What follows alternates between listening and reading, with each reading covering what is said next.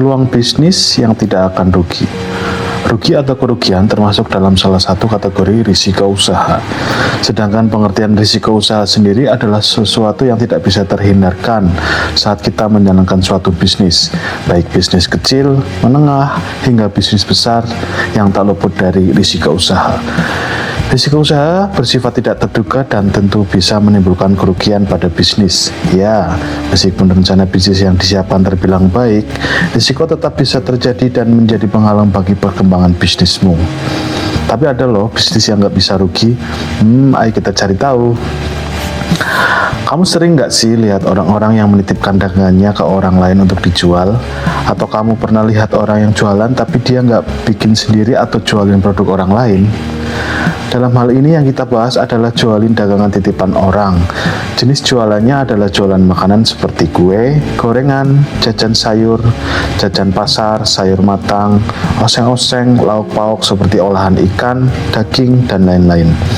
Pedagang itu nggak bikin sendiri loh dagangannya, melainkan hanya menjualkan barang titipan orang lain. Jadi sistemnya misalkan si A membuat gorengan bakwan sebanyak 20 biji yang dibungkus menjadi 4 plastik dan 1 plastiknya dititipkan jual kepada bos gubuk jajan. Dalam hal ini adalah contoh pemilik usaha ya. Jadi bos gubuk jajan ini adalah seorang pemilik usaha ya. Seharga Rp4.000 per bungkusnya. Sementara bos gubuk jajan menjual bakwan itu kepada orang-orang seharga Rp5.000 per bungkusnya.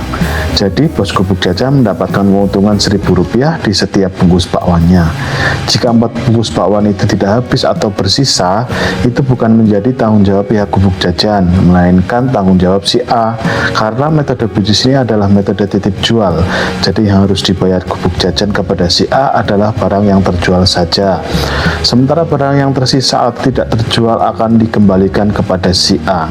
Biasanya ada tenggat waktu, misalkan si A menaruh dagangan di gubuk jajan pagi-pagi, biasanya si A akan mengambilnya jam 12 siang atau jam 2 sore, tergantung cepat atau tidaknya barangnya laku atau berdasarkan kesepakatan. Ada juga loh ibu-ibu seperti si A yang naruh jualan jam 6 pagi, selang 1 jam dagangannya udah ludes terjual. Jadi pihak gubuk jajan akan menghubungi si A untuk mengisi kembali dagangannya jika ada stok. Situasi seperti ini sering saya temui di dekat rumah saya. Ada salah satu dagangan yang bestseller di salah satu pedagang yang jualan dagangan titipan. Contohnya seperti risol, pepes ikan, dan rica-rica ayam. Dan yang nitipkan dagangan di gubuk jajan bukan hanya si A loh, ada juga si B, C, D, dan lain-lain. Dan si A pun tidak hanya nitipkan bakwan saja, ada risol, tempe goreng, tahu goreng, martabak. Sementara si B adalah spesialis sayur dan osengan seperti sayur sop, sayur asem, oseng kacang panjang, oseng buncis, dan lain-lain. Dan si C adalah spesialis lauk pauk seperti ayam goreng, ayam bakar, rendang, telur balado, telur asin, gurame bakar, dan lain-lain. Juga dengan si D yang spesialis jajanan pasar seperti lopis, putu ayu, apem, bakpao, mata roda, bubur candil, dan lain-lain.